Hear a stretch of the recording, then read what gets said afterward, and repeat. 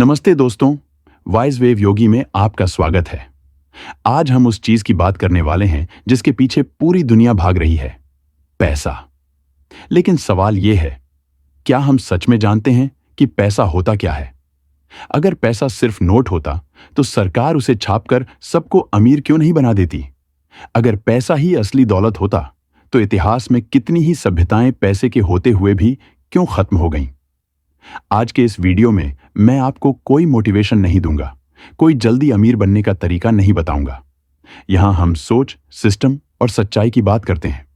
आज के इस वीडियो में हम आदिम काल से शुरू करके समझेंगे, पैसा पैदा क्यों हुआ, भारत में वस्तु विनिमय प्रणाली क्या थी, गेहूं, दूध, चावल से लेन देन कैसे होता था, सोना और चांदी मुद्रा कैसे आई, पैसा अपनी कोई वैल्यू क्यों नहीं रखता, बैंक पैसा कैसे बनाते हैं।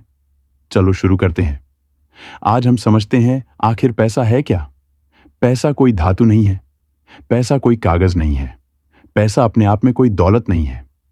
पैसा असल में एक व्यवस्था है, एक ऐसा सिस्टम जिससे इंसान अपने श्रम और उत्पादन का आदान प्रदान करता है। पैसा सिर्फ एक सहमति, अग्रीमेंट है जो हम सब इसे मानेंगे, और इसका भरोसा हर उस देश की सरकार उनके लोगों को देती है कि आप इस पैसे से व्यवहार कर सकते हो, और इसी भरोसे पर लोग व्यवहार करते हैं। जैसे कि आप हमारे भारतीय नोटों पर आरबीआई गवर्नर के हस्ताक्षर से लिखा लाइन तो देखते ही हो।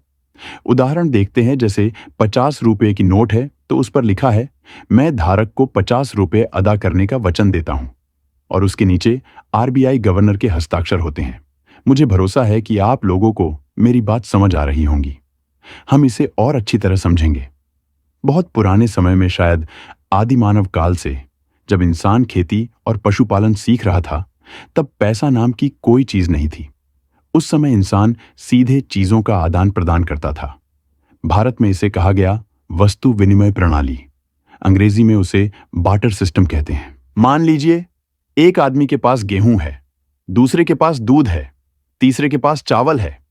अगर गेहूं वाले को दूध चाहिए तो वह गेहूं देगा और दूध ले लेगा।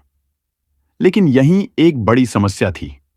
अगर दूध वाले को गेहूं नहीं चाहिए और उसे चावल चाहिए तो सौदा टूट जाता था। यानी व्यापार तभी होता था जब दोनों की जरूरत बिल्कुल एक जैसी हो। इसी समस्या को कहा जाता है डबल कॉइनिडेंस ऑफ वांट्स। यही बैटर सिस्टम की सबसे बड़ी कमजोरी थी। फिर इस समस्या से छुटकारा पाने के लिए सोना और चांदी को उपयोग में लाया गया। सोना और चांदी ही क्यों?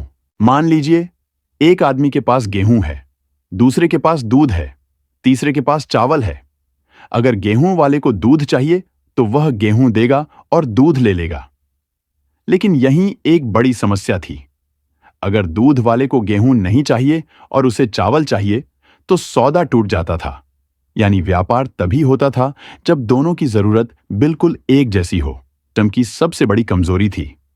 फिर इस समस्या से छुटकारा पाने के लिए सोना और चांदी को उपयोग में लाया गया। सोने की जगह उसी रसीद से लेन देन करने लगे। यहीं से बैंकिंग का बीज पड़ा। सरकारों ने देखा लोग कागज पर भरोसा कर रहे हैं, तो सरकार ने अपनी करेंसी जारी करके कहा, यह नोट हमारी गारंटी है। नोट का मतलब आप सरकार से मूल्य का दावा रखते हैं।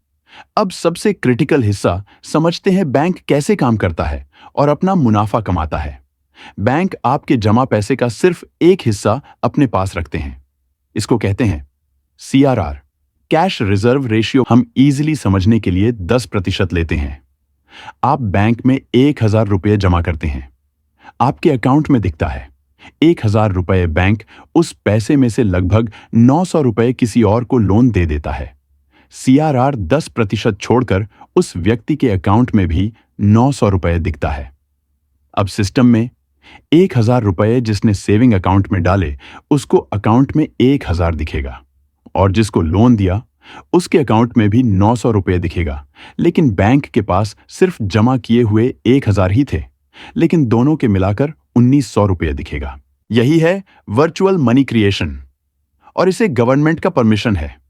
जिसने 1000 रुपये जमा किया उसे बैंक सालाना 4% ब्याज देगा, और जिसको कर्ज दिया है उससे 12% ब्याज सालाना लेगा। मतलब सालाना 8% बैंक मुनाफा कमाती है। इस तरह हर बैंक करोड़ों रुपए का व्यवहार करके करोड़ का मुनाफा कमाते हैं। इस तरह हमारा पैसा बैंक यूज करती है।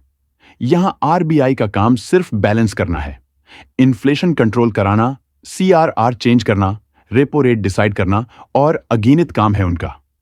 मैं आशा करता हूं कि आपको पैसा क्या है यह समझ में आया है। पैसा कोई भगवान नहीं है, पैसा कोई दुश्मन भी नहीं है। पैसा एक सिस्टम है। जो सिस्टम को समझता है वह पैसा चलाता है, जो नहीं समझता पैसा उसे चलाता है।